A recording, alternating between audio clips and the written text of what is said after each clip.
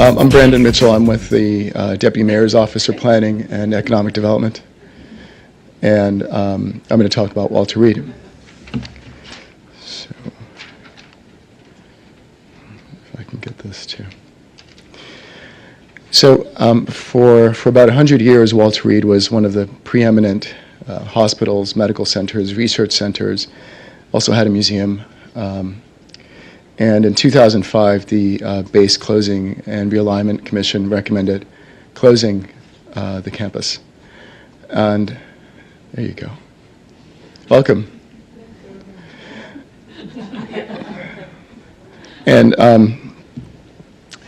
so under the BRAC law, the district put together a local redevelopment authority made up of agency heads and community leaders.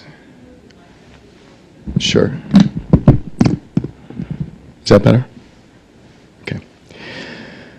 And so among the players over the last couple of years that we've been working on this include the Department of Defense, basically the Army, the LRA, district agencies, the community, which has been very engaged, and HUD. And some of the things that we've accomplished over the last several months is that we had the redevelopment plan adopted by the LRA, and it was adopted unanimously, which is really a testament to my friends and colleagues and our consultants and all their hard work of really consulting the community and leaders and working across agencies. We recently submitted our HUD submission for review. They'll review the plan and also our efforts to allocate space for basically organizations that are going to service homeless veterans and homeless families and others. Recently, we've done a lot of really good internal analysis and work with our consultants. We've looked at the existing laws. We've looked at potential legislation. We've talked to the PSC at length. We've talked to Washington Gas, Pepco Energy Services.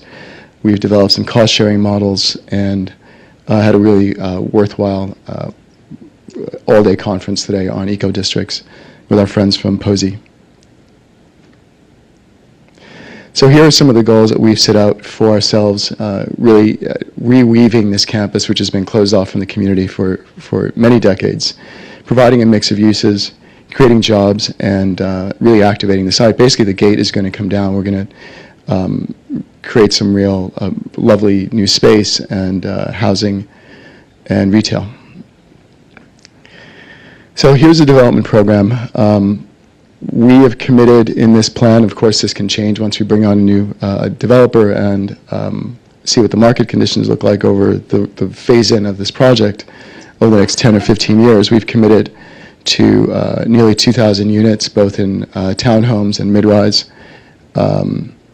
Some retail, about 760,000 square feet, and at the southern edge is where we're going to reuse some of the existing buildings for some of the service providers, a charter school, and others. So I'm going to talk about sustainability for a moment. So as many of you know, I'm sure, we have among the highest utility rates in the country with some of the poorest reliability. Our water rates are going up exponentially. We have some real challenges, and that really it impairs our livability and it impairs our competitiveness as a city and a region. So we have a lot of infrastructure on the site, much of it in very poor shape. We have natural gas connections that won't be able to meet the needs of the redevelopment plan. We have steam pipes which are in very poor shape in some areas, so we're losing steam. They're buried, so they're going to have to be torn up. So I'm going to recycle this joke from this afternoon. So our stormwater pipes some of them were laid when Teddy Roosevelt was president. Our chiller plant was built when John Kennedy was president. So one of our ideas is, given the phase-in, the 3 million square feet or so that we're going to build a rehab, and our goal is sustainability, is to really use this as an opportunity to be innovative, to test eco-district models, because at the end of the day, we need to be more competitive and we need to bring our costs down. So we have committed to some very ambitious energy goals. Net zero by 2030, net positive by 2040.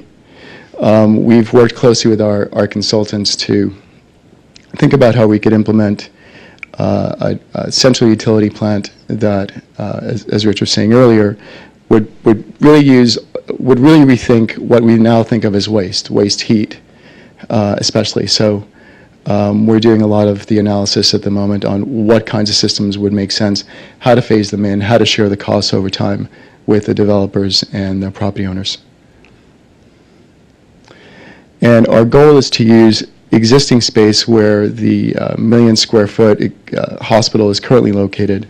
There are 2 or 3 stories of parking there, so we actually have a lot of space for parking and a new co or tri-gen facility without having to incur the additional cost of excavation.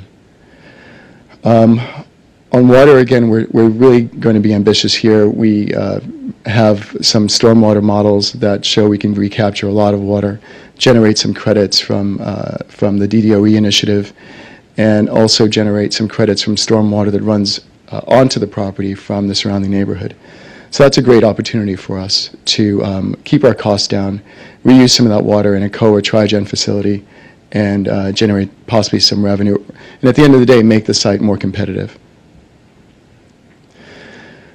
So transit, I think, in some ways is maybe our biggest challenge, because even though we've got good bus routes there, the closest metro station is half a mile away, and on a nice spring day, that's not a huge lift, but I've walked that in 15-degree weather, and it's not fun, and it's really going to impair our ability to market the site.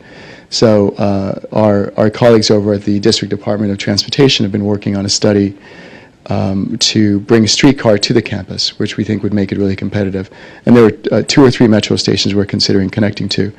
And one of our ideas that we've just, this sometimes is what we do, just kind of think of big ideas, and is whether our energy facility, once it's phased in, might be able to provide enough energy for us to power the streetcar.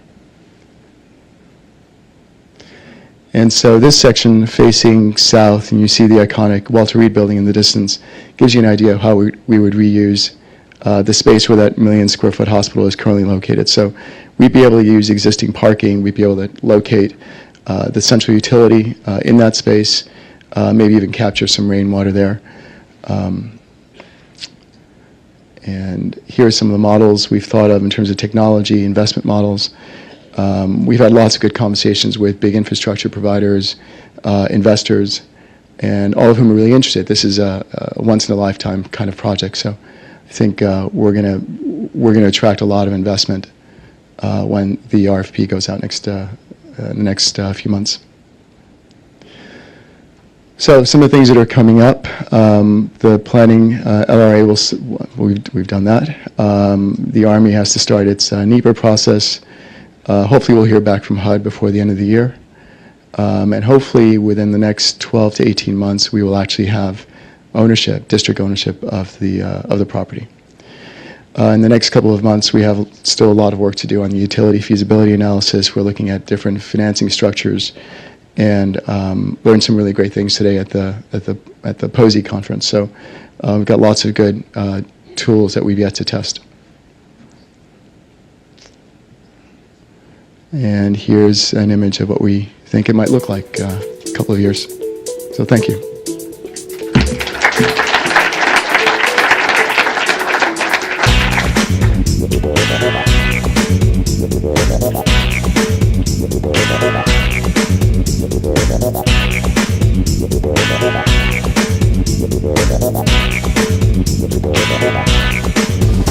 Redevelopment.